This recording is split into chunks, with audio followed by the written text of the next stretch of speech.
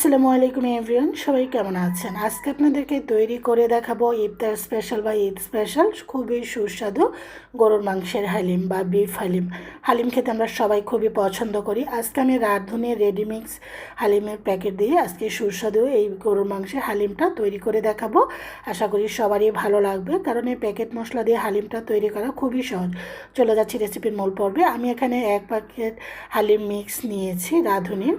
এটা এটা আসলে একেবারেই সহজ, এটা সেরকম কিছুই লাগে না। 1-2টা প্যাকেট থাকে, একটাতে থাকে গুঁড়া মশলা আর একটা থেকে চাল ডাল, প্রত্যেকটা মিক্স জিনিস। প্রথমে আমি মিক্স যে চাল ডাল আছে সেটাকে গম, এটার সাথে সব কিছু মিক্স থাকে, যেটা কেটে আপনাদেরকে দেখিয়ে দিচ্ছি। এখন একটা বোলের মধ্যে আমি এটা পুরোটা ঢেলে দিয়ে তারপরে গরম পানি দিয়ে, যেন একটা আঙ্গুল চুবানো যায়, এখানে পানি দিয়ে এটাকে ভিজিয়ে রেখে দেবো প্রায় আধা ঘন্টার মতো। এতে করে চাল ডাল প্রত্যেকটা জিনিস পারফেক্টলি কিন্তু ভিজে যাবে। আমি হুইক দিয়ে নেড়ে চেড়ে দিচ্ছি যেন দলা পাকিয়ে না থাকে, যেহেতু এটা গরম ছিল, নাড়া না দিলে এটা দলা পাকিয়ে যাবে। এখন মশলার প্যাকেটটা কেটে নিয়েছি। এই মশলার প্যাকেটটার মধ্যে সব কিছুই আছে। মাংসের পরিমাণটা যদি বেশি হয়ে থাকে তাহলে আপনারা মশলার পরিমাণটা একটু বাড়িয়ে দেবেন বাসা থেকে অন্যান্য মশলা দিয়ে। এখন আমি প্রায় 1.5 থেকে 2 চামচের মতন মশলা, প্রায় 1.5 চামচ উঠিয়ে রাখছি মশলা। এটা আমি উঠানোর আগে দিয়ে দিব। চলে যাচ্ছি রান্নার মূল পর্বে। এখানে ফ্রাইং প্যান বসিয়ে দিয়ে দিচ্ছি সয়াবিন তেল।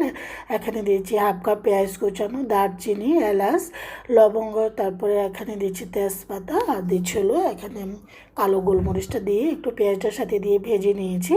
এখানে 1.5 চামচ করে আদা রসুন বাটা, টোটাল 3 চামচ দিয়েছি। দিয়ে মশলাটাকে পেঁয়াজের সাথে একটু ভালো করে কষিয়ে নিয়েছি, যেন মশলা যে কাঁচা যে ফ্লেভারটা সেটা যেন চলে যায়।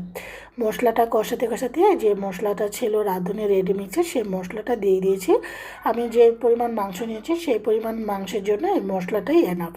এখন স্বাদ অনুযায়ী লবণ, একটু পানি দিয়ে এখন মশলাটাকে কষিয়ে নিচ্ছি। মশলাটা কষাতে কষাতে মশলাটা থেকে তেলটা ছেড়ে খুবই চমৎকার একটা গন্ধ বের হতে শুরু করবে। এই যে দেখুন মশলাটা নাড়ার উপর রাখছি, তা নাহলে মশলাটা লেগে যাবে। মশলাটা কষানো যাওয়ার পর এখন সেই মাংসটা এখানে দিয়ে দিচ্ছি। এখানে আমি গরুর মাংস 1 কেজি নিয়েছি, হাড় চর্বি সব কিছু মিলিয়ে নিয়েছি 1 কেজি। তো আমরা একটু আজকে মাংস, হাড় এগুলো সব কিছুর পরিমাণ একটু বেশি দিয়ে রান্না করছি, কারণ বাচ্চারা খুবই পছন্দ করে এটা। মাংসটাকে ভালো করে আমি মিক্স করে কষিয়ে নিয়েছি, চুলাটাকে মিডিয়াম টু লো ফ্লেমে রেখে। একটা কথা বলছি, হালিম যখনই রান্না করবেন চেষ্টা করবেন একটু সময় নিয়ে রান্না করতে।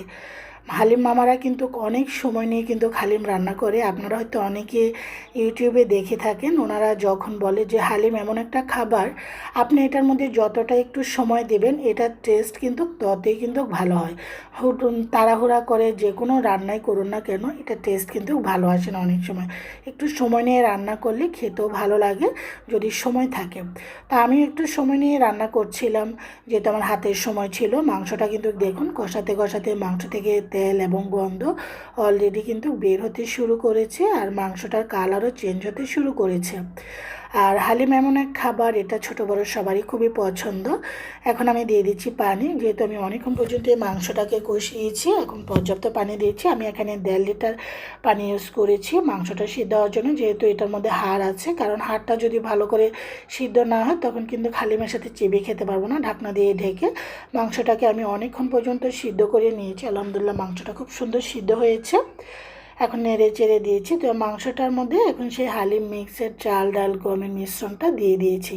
তবে এবার কিন্তু আর ঢাকা যাবে না, এটাকে নাড়ার উপর রাখতে হবে, যেহেতু এটা চাল ডাল গম মিক্স আছে। এটা যদি নাড়ার উপর না রাখেন তাহলে লেগে যাবে। এখন আমি মাংসটার সাথে এই চাল ডালটা কিন্তু কষিয়ে নেব, তা নাহলে এটার মধ্যে যে কাঁচা গন্ধটা সেটা কিন্তু ভালো লাগবে না।